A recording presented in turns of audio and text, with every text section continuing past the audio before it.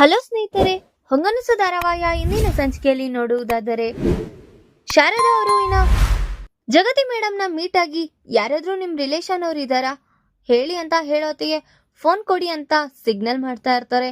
ಆಗ ಸೀದಾ phone number ಹೇಳಿ ಅವ್ರಿನ್ನ ಮಲ್ಕೊಂಡಿರ್ತಾರೆ. ನಂಬರ್ ಹೇಳಿ ಅವ್ರಿಗೆ ಪ್ರಜ್ಞೆ ತಪ್ಪೋಗಿರುತ್ತೆ. ಆಗ ಶಾರದಾ ಅವರು ಮಹೇಂದ್ರ ಸರ್ಗೆ ಕಾಲ್ ಮಾಡಿ ಈ ರೀತಿ ಜಗತಿ ಮೇಡಮ್ ಅವರು ಹಾಸ್ಪಿಟಲ್ ಇಲ್ಲಿದ್ದಾರೆ, ನೀವ್ ಯಾರು ಏನು ಅಂತ ನನ್ಗೆ ಗೊತ್ತಿಲ್ಲ, ಅವರೇ ಈ ನಂಬರ್ ಕೊಟ್ಟಿದ್ದಾರೆ, ಆದಷ್ಟು ಬೇಗ ಬರೋದಿಕ್ಕಾಗುತ್ತಾ ಅಂತ ಹೇಳೋತಿ. ಏನು ಜಗತಿ ಅವರಿಗೆ ಬುಲೆಟ್ ತಗ್ಲಿದ್ಯಾ? ಯಾರ್ ಮಾಡಿದ್ದದು? ಸರ್ ಈಗ ಎಲ್ಲ ಹೇಳೋದಿಕ್ಕಾಗಲ್ಲ, ಫಸ್ಟ್ ಬನ್ನಿ ಸರ್ ಅಂತ ಶಾರದಾ ಅವ್ರು ಹೇಳ್ತಾ ಇರ್ತಾರೆ. ಬರ್ತಾ ಇದ್ದೀನಿ ಯಾವ ಹಾಸ್ಪಿಟಲ್ ಅಂತ ಎಲ್ಲ ಕೇಳಿ ಮಹೇಂದ್ರ ಸರ್ಗೆ ತುಂಬಾ ಶಾಕ್ ಆಗಿ ಅಲ್ಲಿಂದ ಹೋಗ್ತಾ ಇರ್ತಾರೆ. ಆಗ ದೇವಯಾನಿ ಮೇಡಮ್ ಅವರು ಮಹೇಂದ್ರ ಎಲ್ಲಿಗೆ ಹೋಗ್ತಿದ್ಯಾ ಇಷ್ಟೊತ್ತಲ್ಲಿ ಅಂತ ಕೇಳ್ತಿದ್ರು. ಅವರಿಗೆ ರೆಸ್ಪಾನ್ಸ್ ಮಾಡ್ದಿರಾ ಹಾಗೆ ಹೋಗ್ತಾ ಇರ್ತಾರೆ. ಏನು ಮಹೇಂದ್ರ ಏನು ಹೇಳ್ದೆ ಮಾಡ್ದಿರಾ ಇಷ್ಟೊತ್ತಲ್ಲಿ ಎಲ್ಲಿಗೋ ಹೋಗ್ತಾ ಇದ್ದಾನೆ, ಏನೋ ಗಾಬ್ರಿಯಲ್ ಬೇರೆ ಇದ್ದಾನೆ ಅಂತ ಅನ್ಕೊಳ್ತಾ ಇರ್ತಾರೆ. ಈ ಕಡೆ ನೋಡಿದ್ರೆ ಮಾಧ್ವಿ ಅವ್ರ ಮನೆಗೆ ಕಾಲಿಂಗ್ ಬೆಲ್ ರಿಂಗ್ ಆಗ್ತಾ ಇರುತ್ತೆ.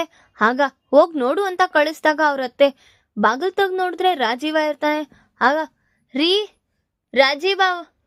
ರಾಜೀವ್ ಬಾವ ಬಂದಿದ್ದಾರೆ ರೀ ಅಂತ ಜೋರಾಗಿ ಹೇಳ್ತಾ ಇರುತ್ತೆ.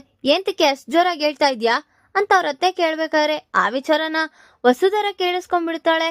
ಆಗ ಸೀದಾ ಒಳಗ್ ಬಂದಿ ಏನ್ ರಾಜೀವ ಬಂದಿದ್ ವಿಚಾರ ಅಂತ. ಏನು ಇಲ್ಲ ಚಿಕ್ಕಮ್ಮ, ನನ್ಗೆ ಇಲ್ಲೇ ಕೆಲ್ಸ ಬಂದಿದೆ, ಹಾಗಾಗಿ ಇಲ್ಲೇ ಇರ್ಬೇಕಾಗುತ್ತೆ, ಹೋಟೆಲಲ್ಲಿ ಇರೋಣ ಅಂತ ಯೋಚನೆ ಮಾಡ್ತಾ ಇದ್ದೀನಿ, ಹೇಗೋ ಹಣ್ಣೆಲ್ಲ ಕಾಣಿಸ್ತು ತಗೊಳ್ಳಿ ಕೊಟ್ಟೋಗೋಣ ಅಂತ ಬಂದೆ ಅಂತ ಹೇಳ್ತಾ.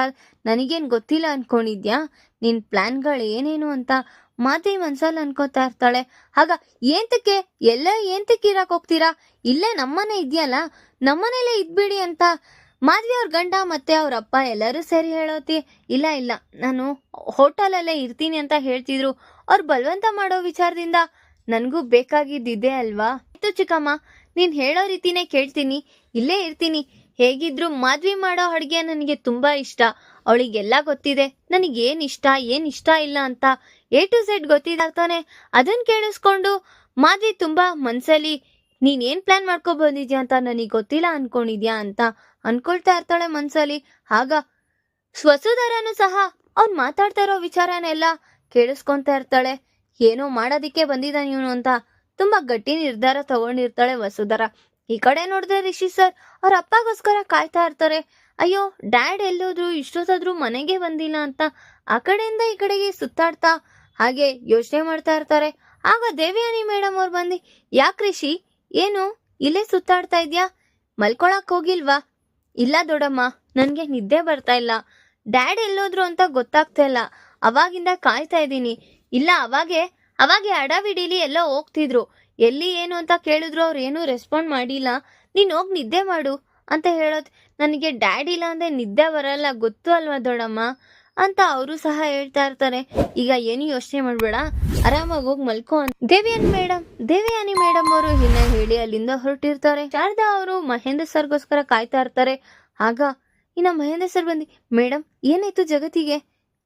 ಅಲ್ಲ ನೀವ್ ಯಾರು, ಅವರಿಗೆ ಏನಾಗ್ಬೇಕು ನೀವು ಅಂತ ಕೇಳ್ತಾ ಇದ್ರು. ಅವರು ನಮ್ಗೆ ತುಂಬಾ ಬೇಕಾಗಿರೋರು, ಹೇಳಿ ಏನಾಯ್ತು? ಇಲ್ಲ ಸರ್, ಈ ರೀತಿ ಬುಲೆಟ್ ತಗ್ಬಿಟ್ಟಿದೆ ಶೋಲ್ಡರ್ಗೆ, ಅದಕ್ಕೆ ಈ ಫಾರ್ಮಾಲಿಟೀಸ್ನೆಲ್ಲ ಫಿಲ್ಅಪ್ ಮಾಡ್ಬೇಕಂದ್ರೆ ಅದು MNC ಕೇಸ್ ಮೇಲೆ ಬರುತ್ತೆ ಅಂತ ಹೇಳ್ತಾ ಇದ್ದಾರೆ. ಅದಕ್ಕೆ ಅವ್ರ ರಿಲೇಷನ್ ಆಗೇ ಇರೋರು ಬೇಕು ಅಂತ ಹೇಳಿದ್ರು, ಅದಕ್ಕೆ ಕಾಲ್ ಮಾಡಿದೆ ನಿಮಗೆ ಅಂತ ಹೇಳ್ತಾ ಇರ್ತಾರೆ. ಹೌದಾ, ಎಲ್ಲಿದ್ದಾಳೆ ಅವಳು? ನಾನು ಫಸ್ಟ್ ಅವಳನ್ನ ನೋಡ್ಬೇಕು ಅಂತ ಮಹೇಂದ್ರ ಸರ್ಗೆ ತುಂಬಾ ಶಾಕ್ ಆಗಿ ನೋಡೋದಿಕ್ ಹೋಗಿರ್ತಾರೆ. ನೋಡಿದ್ರೆ ಜಗತಿ ಮೇಡಮ್ ಆ ಸ್ಥಿತಿಲಿರೋದನ್ನ ನೋಡಿ ಮಹೇಂದ್ರ ಸರ್ಗೆ ತುಂಬಾ ನೋವಾಗ್ತಾ ಇರುತ್ತೆ, ಕಣ್ಣಲ್ಲಿ ಸಹ ನೀರ್ ಬರ್ತಾ ಇರುತ್ತೆ.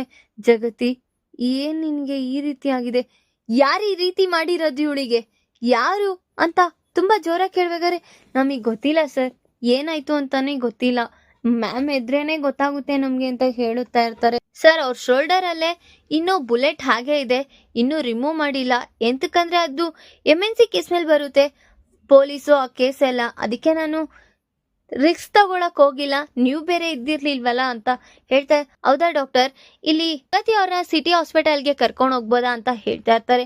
ವೈ ನಾಟ್, ಕರ್ಕೊಂಡೋಗಿ, ಅವ್ರಿಗೂ ಒಳ್ಳೆ ಕೆಲಸನೇ ಆಗುತ್ತೆ, ಇಲ್ಲಿ ನಮ್ಮ ಫೆಸಿಲಿಟೀಸ್ ಬೇರೆ ಕಮ್ಮಿ ಇದೆ ಅಂತ ಹೇಳೋತೆ. ಹೌದು ಸರ್, ನೀವು ಕರೆಕ್ಟ್ ನಿರ್ಧಾರನೇ ತಗೊಂಡ್ರಿ, ಹೋಗೋಣ ಅಂತ ಅವರು ಸಹ ಏನೋ ಹೊರಟಿರ್ತಾರೆ. ಈ ಕಡೆ ನೋಡಿದ್ರೆ ಏನ್ ಜಗತಿ ಈ ರೀತಿ ಆಗೋಗಿದ್ಯಾ, ನನಗೆ ತುಂಬ ಬೇಜಾರಾಗ್ತಾ ಇದೆ, ಯಾರ ಈ ಸ್ಥಿತಿ ಕಾರಣ ಅಂತ. ಎಲ್ಲರಿಗೂ ಒಳ್ಳೇದು ಮಾಡೋದಕ್ಕೆ ಹೋಗಿ ನಿನಗೆ ಈ ರೀತಿ ಆಗಿದೆಯಲ್ಲ ಅಂತ ತುಂಬ ಮಹೇಂದ್ರ ಸರ್ ಅಳ್ತಾ ಅವ್ರ ಮಕಾನೇ ನೋಡ್ತಾ ಇರ್ತಾರೆ. ಈ ಕಡೆ ನೋಡಿದ್ರೆ ರಿಷಿ ಸರ್ ಅವ್ರ ತಂದೆಗೋಸ್ಕರನೇ ಕಾಯ್ತಾ ಹಾಗೆ ಸೋಫಾ ಮೇಲೆ ಮಲ್ಕೊಂಡ್ಬಿಟ್ಟಿರ್ತಾರೆ. ಧಾರಾವಾಹಿಯ ಪ್ರತಿಯೊಂದು ಸಂಚಿಕೆ ತಪ್ಪದೆ ನೋಡಬೇಕಾದರೆ ನಮ್ಮ KTVS 365 ಚಾನಲ್ನ ಈಗ ಸಬ್ಸ್ಕ್ರೈಬ್ ಮಾಡ್ಕೊಳ್ಳಿ. ಹಾಗೆ ಪಕ್ಕದಲ್ಲಿರುವ ಬೆಲ್ ಬಟನ್ ಅನ್ನು ಪ್ರೆಸ್ ಮಾಡಿ ಅದರಲ್ಲಿ ಆಲ್ ಆಪ್ಷನ್ ಸೆಲೆಕ್ಟ್ ಮಾಡ್ಕೊಳ್ಳಿ. ಇದರಿಂದ ನಾವು ರಿಲೀಸ್ ಮಾಡುವಂತಹ ಸಂಚಿಕೆ ಅಪ್ಡೇಟ್ ನೋಟಿಫಿಕೇಶನ್ ಸಿಗುತ್ತೆ. ಏನ್ರ ಬಗ್ಗೆ ಯೋಚನೆ ಮಾಡ್ತಾ ಇದೆಯಾ? ಏನೂ ಇಲ್ಲ ಅಕ್ಕ. ಸರಿ ಬಾ, ಊಟ ಮಾಡು ಅಂತ ಕರಿತಿರು. ಅಕ್ಕ, ನನಗೀಗ ಊಟ ಬೇಡ, ಏನು ಬೇಡ, ನಾನು ಆಮೇಲೆ ಬಂದು ತಿಂತೀನಿ. ನನಗೆ ಗೊತ್ತು ಬಿಡು ವಸು, ನೀನೇನು ಯೋಚನೆ ಮಾಡಬೇಡ. ಆ ರಾಜೀವ ಬಂದಿದ್ದಾನೆ ಅಂತನಾ,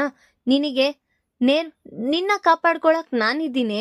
ನೀನು ನನ್ನ ಬಂಗಾರ ಕಣೆ, ಎಲ್ಲದಕ್ಕೂ ನೀನು ಧೈರ್ಯ ಹೇಗಿರಬೇಕು ಏನು ಅಂತ ಹೇಳ್ತಾ ಇದ್ದೆ ನೀನೇ.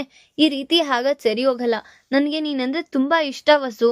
ನೀನು ತಗೊಳ್ಳೋ ಧೈರ್ಯ, ನೀನು ಓದೋ ಛಲ, ನೀನು ಓದ್ಕೊಳ್ಳೋ ಛಲಕ್ಕೋಸ್ಕರ ಏನೇನು ಕಷ್ಟ ಪಡ್ತಾ ಇದೆಯಾ ಅಂತ ನನಗೆಲ್ಲ ಗೊತ್ತಿದೆ. ಹಾಗಾಗಿ ನಾನು ನಿನಗೆ ಸಪೋರ್ಟಿವ್ ಆಗಿ ನಿಂತ್ಕೊತೀನಿ ಅಂತ ಅವರಿಬ್ರು ಸಹ ಮಾತಾಡ್ತಾ ಇರ್ತಾರೆ.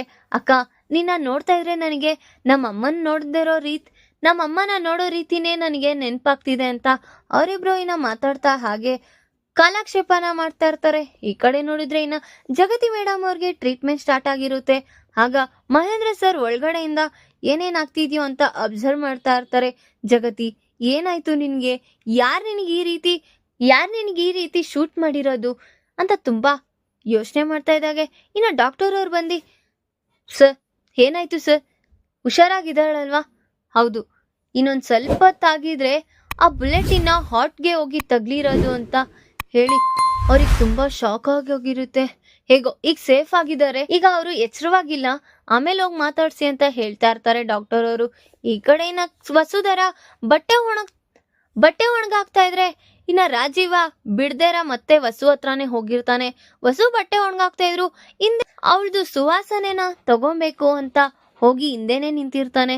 ಆಗ ವಸು ಅಂದ ವಸುಗೆ ತುಂಬಾ ಶಾಕ್ ಆಗಿ ಹಿಂದೆ ಜರಿತಾಳೆ.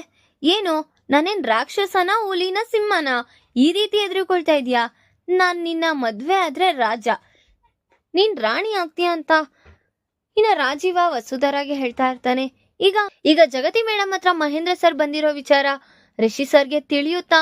ಮತ್ತೆ ಈಗ ರಿಷಿ ಸರ್ ಮಹೇಂದ್ರ ಸರ್ ಮೇಲೆ ಕೋಪ ಮಾಡ್ಕೊಳ್ತಾರ? ಮತ್ತೆ ಈಗ ರಾಜೀವ ವಸುಧರನೆ ಹೇಗಾದ್ರೂ ಮಾಡಿ ಮದ್ವೆ ಮಾಡ್ಕೋಬೇಕು ಅಂತ ಹಠ ಬಿಡ್ದೇರಂಗೆ ಬಂದಿ ಅವಳಿಗೋಸ್ಕರನೇ ಕಾಯ್ತಾ ಇದ್ದಾನೆ. ಮತ್ತೆ ವಸುಧರ ಜೇಡರ ಬಲಿಗೆ ಬಿದ್ದಂಗೆ ಅವಳ ಪರಿಸ್ಥಿತಿ ಆಗುತ್ತಾ ಅಥವಾ ಮುಂದೆ ಓದ್ತಾಳ ಅನ್ನೋದನ್ನ ಮುಂದಿನ ಭಾಗದಲ್ಲಿ ತಿಳಿಸ್ಕೊಡ್ತೀನಿ. ಈ ವಿಡಿಯೋ ಇಷ್ಟ ಆದರೆ ಲೈಕ್ ಮಾಡಿ, ನಿಮ್ಮ ಫ್ರೆಂಡ್ಸ್ ಹಾಗೆ ನಿಮ್ಮ ರಿಲೇಟಿವ್ಸ್ಗೂ ಶೇರ್ ಮಾಡಿ ಅಂಡ್ ಕಮೆಂಟ್ ಮಾಡಿ. Thanks for watching.